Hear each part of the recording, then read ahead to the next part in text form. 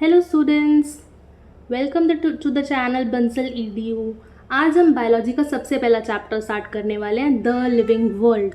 Easy chapter है और ये वन शॉट वीडियोस में हम इसको कवर करेंगे, जहाँ पर आपके सारे पॉइंट्स आपके क्लियर हो जाएंगे और आपको CBSE हो आपका एग्ज़ाम पूरा आपका अच्छे से जाएगा और आपको फुल मार्क्स मिलने की पूरी उम्मीद है।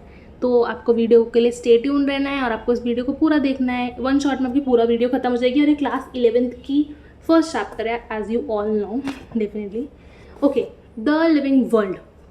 सो आपको लिविंग वर्ल्ड के बारे में तो पता ही होगा भाई। लिविंग वर्ल्ड वही सब, पूरा लिविंग वर्ल्ड जो कि वास्ट है, कॉम्प्लेक्स है, indicate set of diverse life form that inhabit our planet, the microscopic bacteria to towering redwood. सब कुछ लिविंग वर्ल्ड में सारे कुछ आ रहते हैं। ऑर्गेनिज्म, छोटे से छोटा ऑर्गेनिज्म, बड़े से बड़ा ऑर्गेनिज्म, चाहे सारे ऑर्गेनिज्म हो छोटा हो, तो आपका पूरा सेल, ऑर्गन जो भी है, ऑर्गन सिस्टम है, टिश्यू है, इकोसिस्टम है, वो पूरा ही आपका एक लिविंग वर्ल्ड है। ठीक है, okay. The characteristic of living organism, सबसे पहले आ जाती है आपकी ऑर्गेनाइजेशन।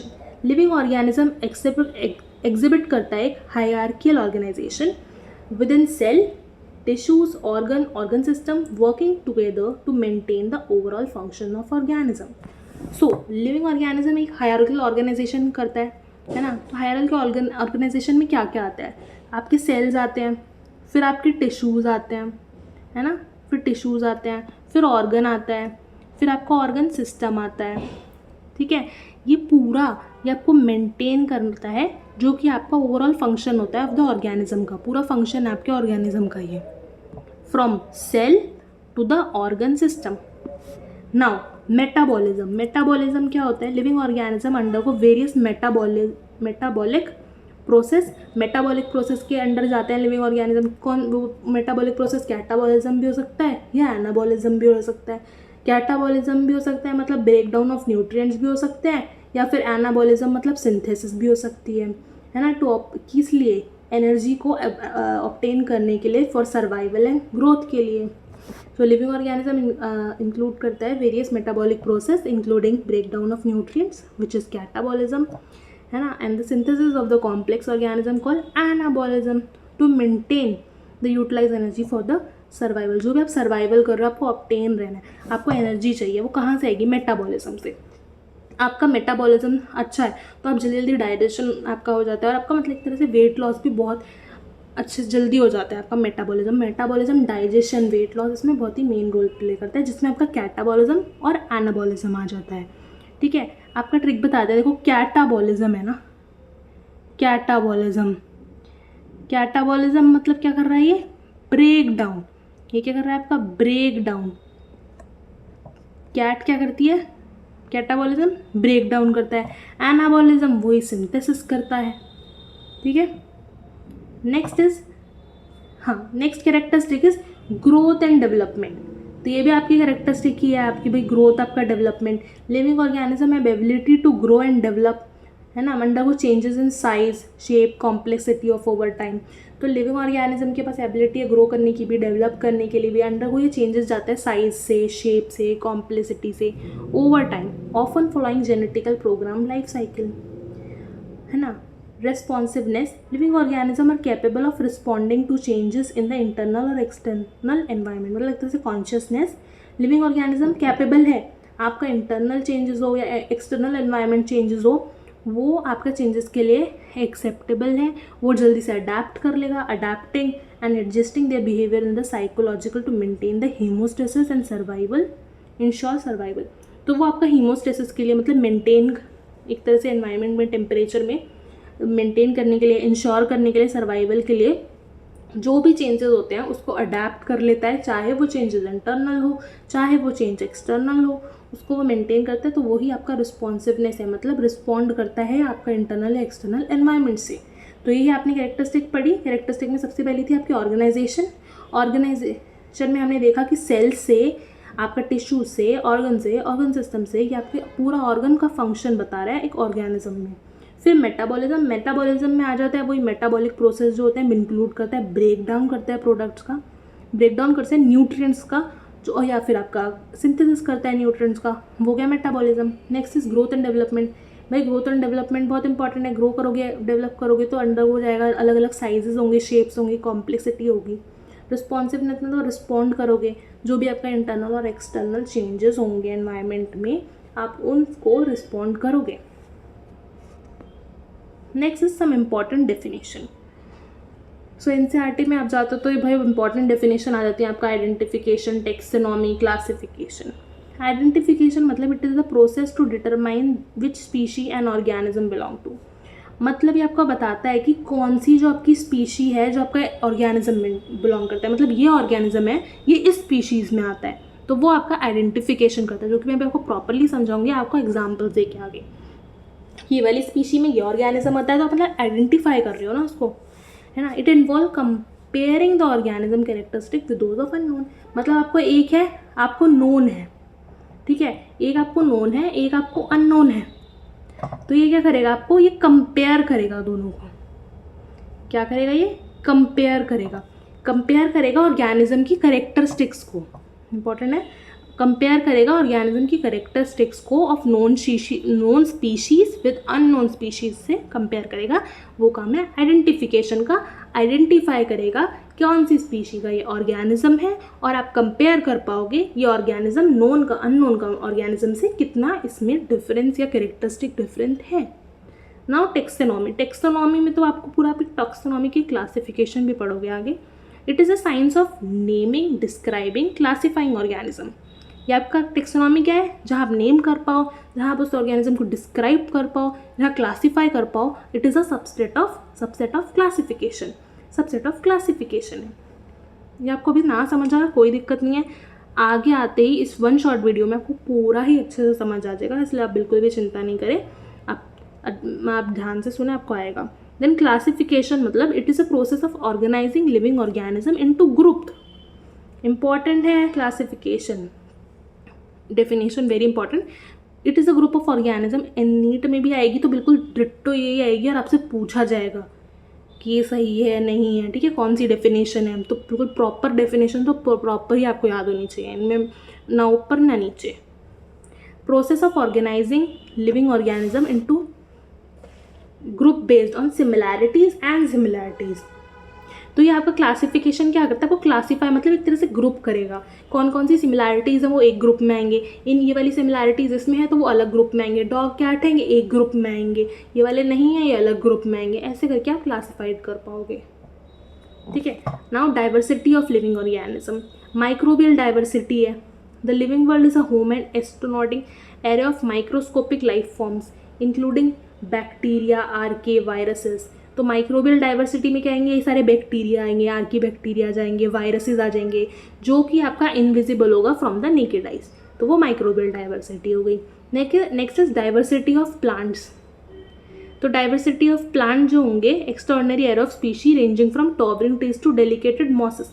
आपका बॉटनी में आपको मैं पढ़ाऊंगी आगे ये क्या बोलना चाह रहे हैं कि डाइवर्सिटी ऑफ प्लांट मतलब भाई इतने सारे टाइप्स के प्लांट है ना, आप टॉल एक प्लांट देख लो वो है, एक आपको आगे मैं बताऊंगी रॉ वुल्फ या वोमेटोरिया, वो हो गया, तो एक जगह मॉसेस हो गई छोटी छोटी, तो बहुत ही डाइवर्स है भाई प्लांट्स, बहुत अलग अलग तरह के प्लांट्स है, तो डाइवर्स्ड है पूरा, ठीक है। Next is diversity of animals.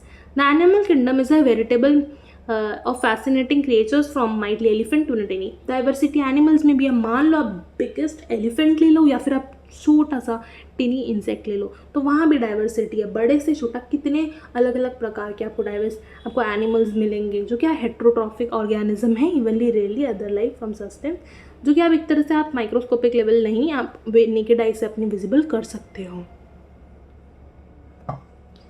Now universal rule of binomial nomenclature, ये इंपॉर्टेंट है, यहाँ से हमारा टॉपिक यहाँ से स्टार्ट हो जाता है। बायोनॉमियल नॉमेनक्लेचर क्या है कि हर स्पीशीज़ नॉमेनक्लेचर होता है उसका, हम हैं वी आर ह्यूमंस तो वी आर होमो सेपियंस, तो हमारा जो होमो सेपियंस होगा हम उसको अच्छे से लिखेंगे।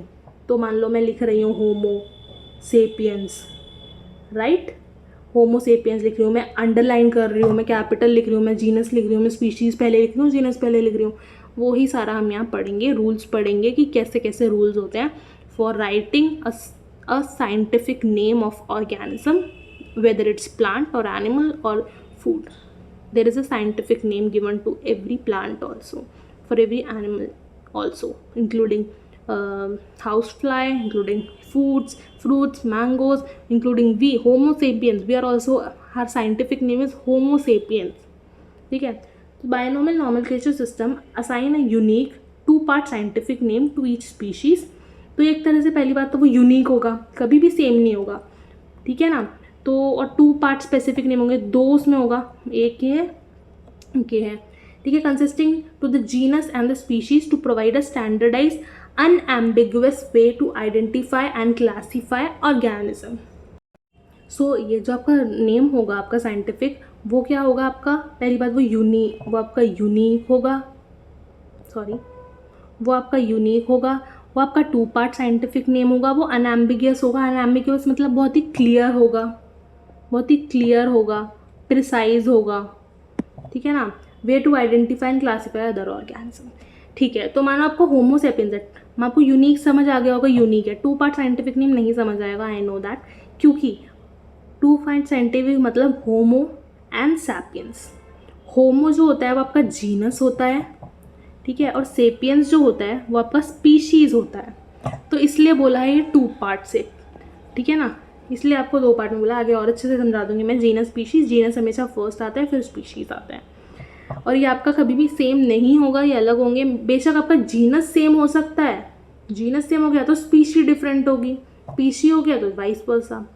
लेटनाइज्ड name, specific names are drive from Latin, ये लेटिन से आए हैं, याद रखना. Greek root, providing universal language, classification of living organism regardless of native. इतना ठीक है, बस इतना याद रखना, ये लेटिन है, ग्रीक रूट से है. अब आपको मैं एग्जाम देखो, है ना. एवरी स्पीशी है यूनिक स्पेसिफिक नेम, मैंने बता दिया. यूनिक साइंटिफिक नेम होगा, ठीक है. 2 पार्ट्स होंगे, वो भी बता दिया. जीनस होगा, स्पीशी, तो मैंने बताया पहला जीनस होगा, फिर स्पीशीज़ होगा. तो एक मैं इसमें चीज़ बता दूं, इसमें ये भी बता देती हूँ मैं आपको, जी कैपिटल होगा. जीनस का जो होगा वो जी कैपिटल होगा, ठीक है. और स्पीशीज़ जब भी लिखोगे तो स्पीशीज़ में एस स्मॉल होगा, फिर स्पीशीज़ होगी, तो वो होगा आपका एक साइंटिफिक नेम, ठीक है. तो कॉमन नेम, जैसे लायन है तो लायन का क्या नेम होता है, common name, scientific name. Common name तो लायन है, साइंटिफिक नेम जो होगा वो आपका पैंथरा होगा, Panthera leo, where Panthera genus होगा और लियो स्पीशीज होगा. तो आपने देखा लियो का एल स्मॉल है और पैंथरा का कैपिटल है, ठीक है. और पहली बात है ना, ये आपका हैंड रिटन होता, अगर ये आपका हैंड रिटन होता तो आप इसको कैसे लिखते, मैं ये भी बता देती हूँ. तो आप इसको लिखते, तो देखो आप लिखते Panthera leo with separate underline. Underline is very important if you are writing hand written, ठीक है. हैंड रिटन होगा तो आपको अंडरलाइन करना पड़ेगा. तो ये होते हैं साइंटिफिक नेम के रूल्स कि जीनस पहले आता है, फिर स्पीशीज़ आता है. पहला रूल हो गया कि जीनस पहले आएगा, फिर स्पीशीज़ आएगा. सेकेंड बोल सकते हो यूनिक होता है, बोल सकते हो अनएम्बिगुअस होता है, ठीक है. इट ग्रीक होता है, ये भी था ना आपका, ग्रीक होता है, लेटिन होता है, ग्रीक होता है. इफ़ हैंड रिटन होता है तो अंडरलाइंड होता है. तो ये होते हैं आपके कुछ rules of universal naming, binomial naming. Okay, nomenclature के rules. International code of nomenclature of algae, fungi, plant, ICN, and the International Code of Zoological Nomenclature establish the rules and the guidelines for proper formatting of scientific name. तो मतलब है आपके जो international code है algae का, fungi का, plants का, या फिर इंटरनेशनल कोड जो भी जोलॉजिकल नॉमेनक्लेचर है, ऐसे ही इसमें ICBN भी होता है. वो होता है आपका international code of botanical nomenclature. ये जोलॉजिकल वो बोटानिकल, जिनने की इन्होंने लाया पर, ठीक है. सो ICZN ने एस्टेब्लिश करे हैं रूल्स एंड गाइडलाइंस, कुछ रूल्स एंड गाइडलाइंस एस्टेब्लिश करी हैं for proper for scientific name के यूनिवर्सल रूल के लिए. नाउ लेवल ऑफ ऑर्गेनाइजेशन में पहले ही बता चुकी हूँ. सबसे पहले एटम्स एंड मॉलिक्यूल सबसे बेसिक होता है, ठीक है, क्योंकि हमारा जो बिल्डिंग ब्लॉक है लिविंग ऑर्गेनिज्म का वो एटम्स एंड मॉलिक्यूल्स होता है. फिर सेल्स आ जाते हैं. सेल्स जो होता है वो स्मॉलेस्ट फंक्शन होता है ऑफ यूनिट ऑफ लाइफ का. सबसे smallest function of unit of life का होता है वो सेल्स होता है, बिल्डिंग ब्लॉक ऑफ लाइफ, ठीक है. फिर टिश्यूज़ आ जाते हैं. टिश्यूज़ हो गए, टिश्यूज़ में ही आपका ग्रुप ऑफ सेल्स होते हैं ना. सेल्स का मतलब ये आपका सेल है, ठीक है. सेल्स आर स्मॉल्स होते हैं फंक्शन यूनिट. वहीं आपका group of cells, group of specialized cell का ही ग्रुप बन जाए तो उनको हम टिश्यू बोल देते हैं, है ना। Which in turn combine to create organ, तो यही आपका जो बन के आपकी ऑर्गन बना देता है, और यही आपका पूरा बन के आपका एक ऑर्गन सिस्टम बना देता है ना, जो कि आपका एक परफॉर्म करता है एक फंक्शन को। सो यही हो गया आपका, ये था आपका level of organization in living world.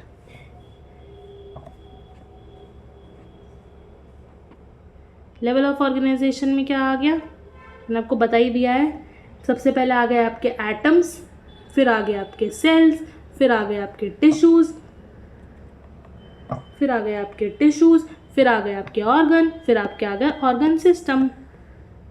ठीक है, ये एक्सप्लेन हो गया। तो यहाँ देखा जाए तो यहाँ क्या हो गया, पहले आपके सेल्स, ये आपके सेल है, ये आपका टिश्यू है, ये आपका ऑर्गन है, और ये आपका ऑर्गन सिस्टम है, जो कि आपका पूरा क्या करेगा, फंक्शन करेगा, ये आपका फंक्शन करेगा। ठीक है, ये आपका टेक्सोनॉमिकल हायरार्की अभी बताएंगे आपको। टेक्सोनॉमिकल जो आपकी हायरार्की होती है वो आपकी स्टार्ट हो जाती है यहाँ से, किंगडम, फाइलम या डिवीजन हो जाता है ये। ठीक है, phylum, division, class, order, family, genus, species. अगर आपने मेरी शॉर्ट्स वीडियो देखी है तो मैंने आपको इसकी एक ट्रिक बताई थी।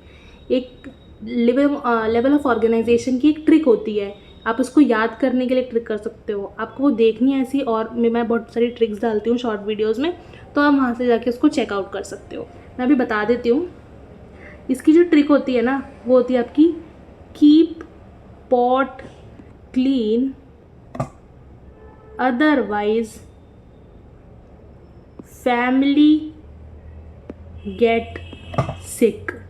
अब आप कैसे समझोगे ये, है ना, अब कैसे समझोगे, देखो, कीप मतलब किंगडम, पॉट मतलब फाइलम, क्लीन मतलब क्लास, अदर मतलब ऑर्डर, अदरवाइज मतलब ऑर्डर, फैमिली मतलब फैमिली, गेट मतलब जीनस, और सिक मतलब स्पीशीज। तो इसी लेवल में आपको याद करना पड़ेगा इसको, नीचे kingdom, phylum, class, order, species, इसी उसमें आपको इसको याद करना पड़ेगा फॉर्मेट में। सबसे पहले किंगडम होगा, फिर फाइलम होगा। ठीक है, तो इसी वे में आपको इसको याद करना है। नेक्स्ट इज, ये आपका क्या है, ट्रिक है। ठीक है, नेक्स्ट स्पीशीज़ क्या होंगी, तो हमने सबसे नीचे वाले से स्टार्ट किया है। यहाँ से हमने कहाँ से स्टार्ट किया, मैं इसको इरेज कर देती हूँ। हमने स्टार्ट किया है स्पीशीज़ से। Species, the fundamental unit of classification comprising individual that interbreed and produce fertile offspring. मतलब जो होता है इंडिविजुअल जो कि इंटरब्रीड करता है और एक फर्टाइल ऑफस्प्रिंग को प्रोड्यूस करता है, वो होती है स्पीशीज़। तो मैं आपको पहले ही बता चुकी थी, आप एग्जाम्पल, कोई भी आप एग्जाम्पल ले रहे थे, लाइक होमोसेपियंस ले रहे थे, है ना, होमोसेपियंस, तो वो जो सेकेंड वाला था वो होती है आपकी स्पीशीज़, मतलब सेपियंस स्पीशीज़ है। डोमेस्टिका, मस्का डोमेस्टिका पढ़ोगे, डोमेस्टिका स्पीशीज़ है। ठीक है ना, तो मैं और भी आपको बता देती हूँ, रुको। मानो देखो, स्पीशीज़ में क्या जाएंगी फिर, ये स्पीशीज, सेपियन स्पीशीज़ है, डोमेस्टिका स्पीशीज़ है, इंडिका स्पीशीज़ है, एस्टाइवम स्पीशीज़ है, दीज आर स्पीशीज़। ठीक है, नाउ जीनस क्या हो गया, अ group of close related species. अब आपको पता है इसमें ना, आपको ऊपर वाले को ही नीचे लिखना है, मतलब आपका स्पीशीज़ पहले आ चुका है तो आप बोलोगे group of close related species. यहाँ फैमिली आ जाएगा तो आप बोल सकते हो ग्रुप ऑफ, यहाँ लिखा नहीं है तो मैं लिखा देती हूँ, ग्रुप ऑफ क्लोज, वही लिखना है आपको, रिलेटेड जीनस। ऐसे ही करके आपको सारे में रिपीट करते जाना है इसको। Group of close related species that include some common characteristic. Family क्या हो जाएगी, group of close related genus हो जाएगी। ठीक है, जो कि टैक्सोनॉमिकल, सबसे पहले तो क्या आती है, ये अबव जीनस, ये जीनस के ऊपर आता है, grouping genera that have several characteristic in common. Order कहाँ आता है, ऑर्डर आपका फैमिली के ऊपर ऑर्डर आता है, देखो फैमिली के ऊपर ऑर्डर आता है, यहाँ देख सकते हो आप, ये आपकी फैमिली है, फैमिली के ऊपर ऑर्डर आता है, जो कि टैक्सोनॉमिकल रैंक है above family, grouping families that share fundamental structure features. फिर क्लास जो है वो आपका ऊपर आता है ऑर्डर के, क्लास किसके ऊपर आता है, ऑर्डर के ऊपर आ जाता है। ठीक है, grouping order that have share some, वही देखो, grouping order that share some fundamental characteristic, इसमें क्या है, ग्रुपिंग फैमिलीज, सबसे ऊपर वाला, इसके ऊपर से ऊपर वाला आप दे सकते हो। फाइलम क्या हो जाएगा फिर, ग्रुपिंग ऑफ क्लासेस, देखो तो ग्रुपिंग क्लासेस, टेक्सोनॉमिकल तो ग्रुपिंग क्लासेस दैट, तो ये कहाँ जाएगा आपका, ये आपका क्लास के ऊपर आ जाएगा। नाउ आपका जब आपका टेबल आ जाता है, अभी ये कुछ एग्जाम्पल्स हैं। कॉमन नेम, जैसे कि मैंने बताया मैन है, साइंटिफिक नेम, बायोलॉजिकल नेम है, इसका साइंटिफिक नेम क्या होगा, Homo sapiens, already told you, Homo sapiens होगा, है ना। होमो मतलब बताओ जल्दी से, जीनस, सेपियन मतलब स्पीशीज, मस्का, हाउस फ्लाई का मस्का, जीनस, डोमेस्टिका मतलब स्पीशीज, मैंगो मतलब मेंजीफेरा जीनस, इंडिका मतलब स्पीशीज, वीट मतलब ट्राइटेकम जीनस, एस्टाइवम मतलब स्पीशीज। तो जीनस क्या हो गया, होमो, जीनस क्या हो गया मैन का, होमो, फैमिली क्या हो गई, होमिनिडी, ऑर्डर क्या हो गया, प्राइमेटा, क्लास क्या हो गई, मेमेलिया, फाइलम क्या हो गया, कॉर्डेटा, हाउस फ्लाई का क्या हो गया, मस्का। देखो आपको जीनस तो आपको हो ही जाएगा, साइंटिफिक नेम याद करो, मैन बोलो, मैं मैन बोलूँगी, होमोसेपियंस आपको रिपीट करना है। मैन का क्या है, होमोसेपियंस, क्या है मैन का बायोलॉजिकल नेम क्या है, यस होमोसेपियंस।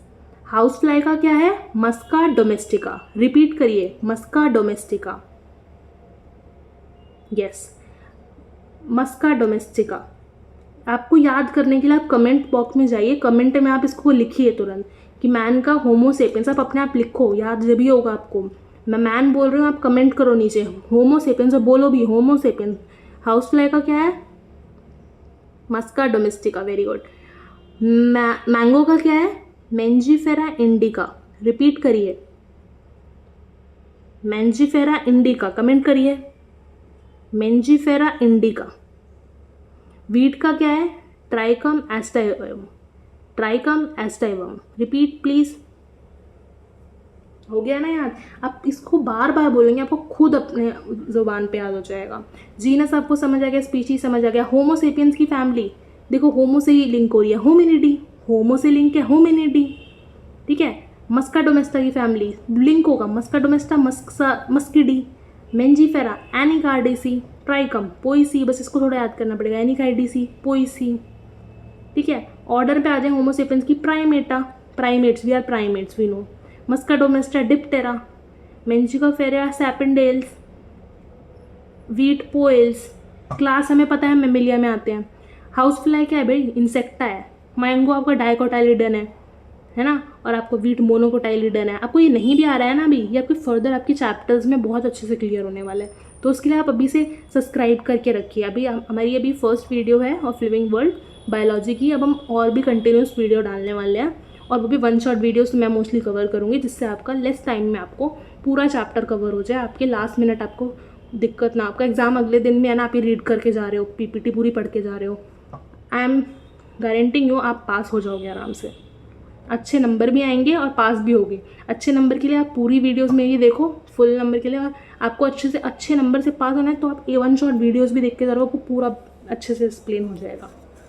हाउस फ्लाई मतलब आर्थ्रोपोडा, मैंगो का एंजियोस्पर्म्स, वीट का एंजियोस्पर्म्स। सो ये से आपके कुछ एग्जाम्पल्स, और हम we are coming to an end now. So आपको वीडियोस अच्छा लगा, देखो हमने वीडियो को अराउंड 23 मिनट्स में we have completed, one shot video बन गई, 23 मिनट्स में आपका पूरा चैप्टर डन।